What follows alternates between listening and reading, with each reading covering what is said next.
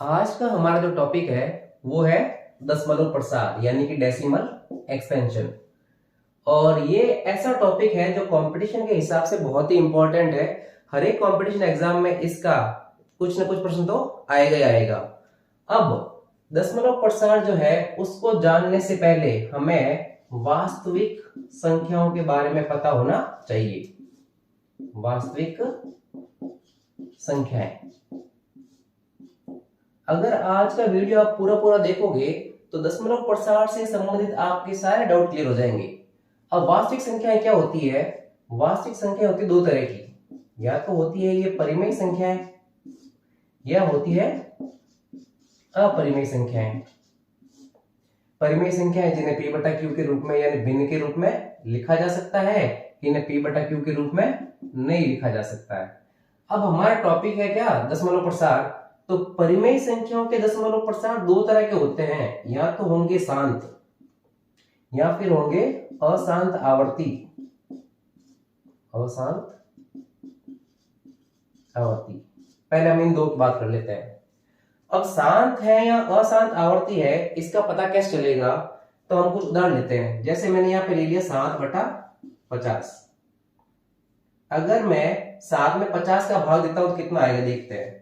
7 में 50 का भाग, पॉइंट लग जाएगा 70, 50 एकम 50, 20 बच गया, 0 आ जाएगा और 50 चौक 200 यानी कि 0.14। इसी तरह से अगर मैं कोई एक और उदाहरण लूं 15/8 तो इसका उत्तर आएगा 1.875। इसी तरह से अगर मान लो कि मैं 22 में 25 का भाग देता हूं तो आएगा 0.88 यानी कि इन सब में पूरा पूरा भाग जा रहा है और लास्ट में शेषफल क्या आ रहा है? शून्य आ रहा है, यानी कि भाग पूरा खत्म हो रहा है, इसलिए कैसा है? शांत है। अब जैसे एक उदाहरण ले लिया मैंने कि 7/50 की जगह मैं अगर 7/11 एक परिमेय संख्या लेता हूं तो इसका भाग देने पे कितना आता है वो भी चेक कर लेते हैं। तो यहाँ पे भाग दे रहे हैं किसमें? 7 में किसका? 11 का। पॉइंट लग जाएगा 70, 6 बार बच गया 4, 0, 33, फिर से 6 बार, फिर से 3 बार, यानी कि 6 3 6 3 आते रहेंगे। तो इसमें भाग देने पर 0.6363 ये चलता रहेगा, या फिर हम इसको 0.63 बार लगा सकते हैं। इस बार का मतलब है कि 6 3 के बाद वापस 6 3 आते रहेंगे।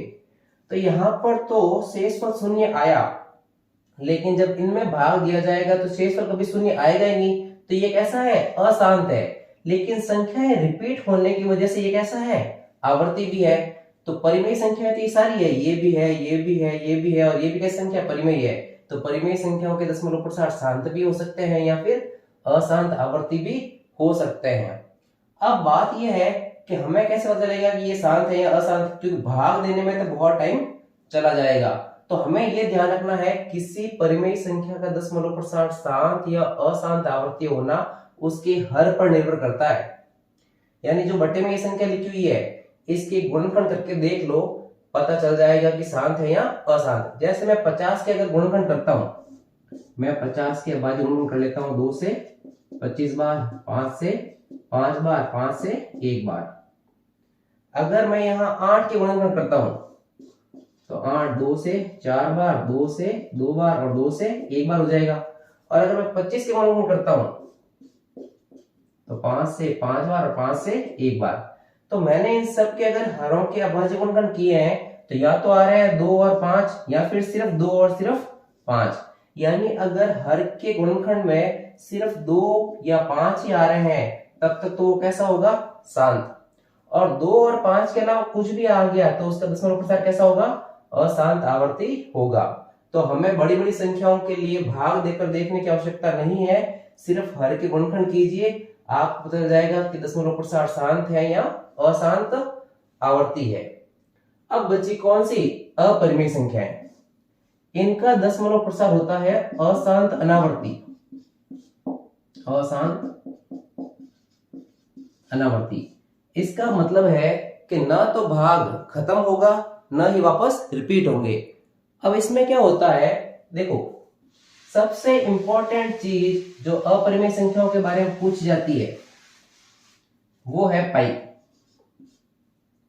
पाई का मान हम अक्सर 22/7 ही याद रखते हैं, और 22/7 के हिसाब से ये संख्या कैसी है? परिमेय। लेकिन ये अपरिमेय में आती है, ये प्रश्न अक्सर एग्जाम में गलत हो जाता है, क्योंकि पाई का जो दशमलव प्रसार है वो अशांत आवर्ती होता है, सॉरी अनावर्ती होता है। पाई का दशमलव प्रसार कैसा है? अशांत अनावर्ती है। इसी वजह से ये अपरिमेय संख्या है, इसको परिमेय मानने की गलती ना करें। अब दूसरी अपरिमेय संख्या कैसी होती है? रूट के अंदर 2 आ गया, अंडरूट के अंदर 3 आ गया, रूट के अंदर 5, जो पूर्ण वर्ग संख्याएं नहीं है। अगर यहाँ पे √1, √4, √9 ये लिखूंगा तो √1 का वर्गमूल तो 1 ही होता है, इसका 2, इसका 3, तो ये तो परिमेय संख्याएं हैं।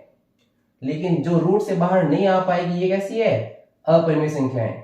अब अगर अशांत अनावर्ती की बात करें तो ये किस प्रकार के होते हैं? जैसे 0.10, 100, 1000, ये चलता जा रहा है। ये भाग ना तो खत्म हो रहा है ना ये रिपीट हो रहा है, तो इस तरह की संख्याएं जो है वो किसमें आएगी? अपरिमेय के अंदर आएगी।